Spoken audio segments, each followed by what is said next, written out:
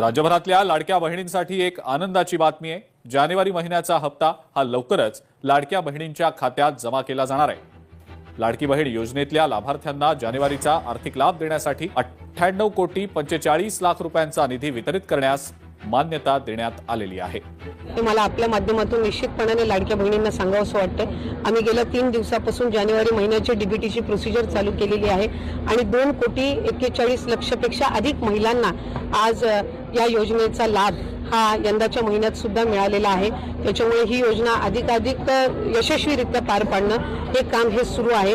ज्या महिला स्वतःहून व्हॉलंटरीली स्वतःहून पुढे येऊन या योजनेमध्ये आम्ही पात्र आता नाही आहोत, आमचं लग्न झालेलं आहे, आम्ही आता इतर राज्यांमध्ये वास्तव्य करायला गेलेलो आहोत किंवा आमचं उत्पन्न वाढलेलं आहे, सरकारी नोकरी लागलेली आहे, आम्ही नवीन वाहन घेतलेलं आहे, या विविध कारणांमध्ये स्वतःहून येऊन विभागाकडे ज्या इच्छा प्रकट करतात की आम्ही ह्या योजनेमध्ये पात्र नाही आहोत, त्या जे काही 4-4.5 हजार असतील त्या संदर्भातलाच त्या जी काही रिफंड घेण्याची प्रक्रिया आहे त्याला आम्ही जिल्हा जे अर्थ नियोजन विभाग आहे यासोबत आम्ही त्याच्यामध्ये समन्वय साधत आहोत। या व्यतिरिक्त कुठल्याही लाडक्या बहिणीचा लाभ परत घेण्याच्या दृष्टिकोनातून कुठलीही निर्णय, कुठलीही चर्चा, कुठलाही अशा पद्धतीची कारवाई झालेली नाहीये। अशा बातम्या काही मोठ्या प्रमाणात ते बातम्या वेगवेगळ्या अफवा पसरवण्याच्या सुरुवातीपासूनच या योजनेच्या संदर्भातलं सुरू आहे, कारण कुठे ना कुठे तरी विरोधकांनाही सुरुवातीपासून ही योजना खटकत होती, त्यामुळे त्यांच्या माध्यमातूनही आहेत।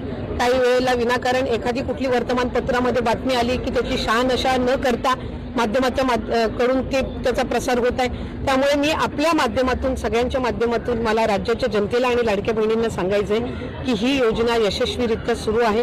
कुठेही आम्ही कुठल्याही पद्धतीने जबरदस्ती कोणाचा लाभ मागे परत घेण्याच्या संदर्भातला कुठलाही निर्णय घेतलेला नाही आणि त्या संदर्भातली कुठलीही कारवाई करण्यात आलेली नाहीये।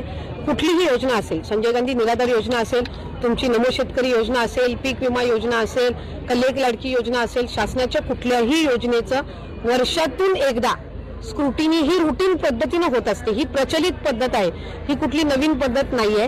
या योजनेला म्हणजे लाडकी बहीण योजनेला आम्ही क्रॉस व्हेरिफिकेशन फक्त करत आहोत आणि त्यामध्ये सुद्धा कुठल्याही एकाही बहिणीचा लाभ आम्ही कुठल्याही पद्धतीने अद्यापही परत घेतलेला नाही आणि त्या संदर्भातली कुठली साधी चर्चा